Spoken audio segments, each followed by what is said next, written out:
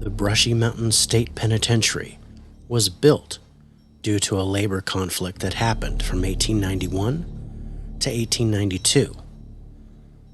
That conflict, called the Coal Creek War, killed 27 people and injured more than 500. The penitentiary was built as both a mine and a prison, and Brushy Mountain opened its doors on January 1st, 1896, with 210 inmates, becoming only the third maximum security prison in the United States behind Alcatraz and Leavenworth. Rumored to have been built on a Native American burial ground, the original prison was built by the prisoners out of wood. By the 1920s, overcrowding became an issue, and by 1931, there were 976 prisoners at Brushy, about 300 more than its capacity. They were even comparing the prison to those in Siberia. At this point, the building was replaced by a stone building mined by the prisoners from a quarry on the property. That stone structure was built in the shape of an upside-down cross. Was this offering a narrow path to redemption, or were they telling the prisoners that they had no hope? In 1934, an 18-foot stone wall was built, making it the only prison with 3 walls in the country. The 4th wall was a sheer cliff face near impossible to climb. Their isolation ward, called the Hole, was where they would hang people by their thumbs for days at a time in complete isolation. In 1957, the Hole was shut down, and D Block was built to separate the worst of the worst from the rest of the prisoners. Perhaps ironically, was that D Block was built on the site where they used to keep their dead before the family would claim them, or they would be buried at the Pauper Cemetery on the hill.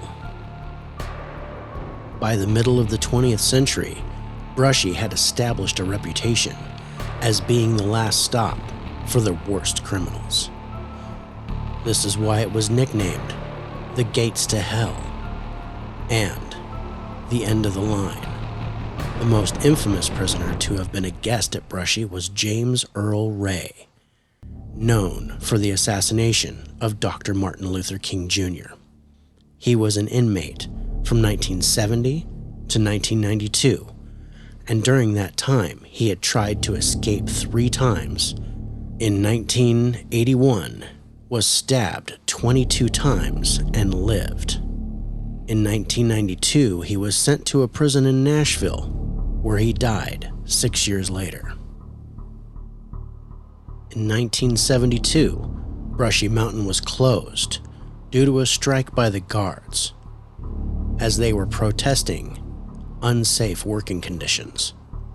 It reopened in 1976 with some of the problems fixed, but racial tensions were a powder keg that exploded in 1982 with an incident where guards were held at knife point and 2 inmates of color were gunned down with the guards' guns. In the 1980s, Brushy Mountain ended its function as a maximum security prison and assumed a role as a classification facility. In its final operations, it had a capacity of 584 and was used as the state's reception, classification, and diagnostic center for East Tennessee. Yet D Block was still available as a 96-bed maximum security annex when needed.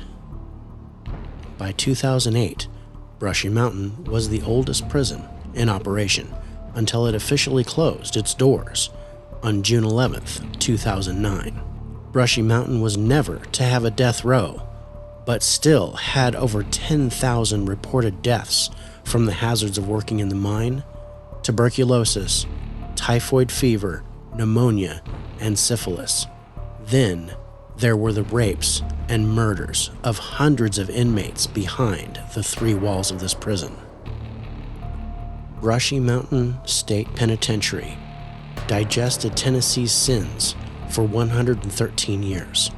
It bore witness to pain, sadness, and violence that may be hard to imagine.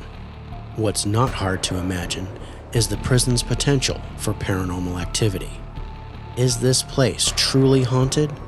Or are there just footprints of the past walking the grounds to remind us of how things were?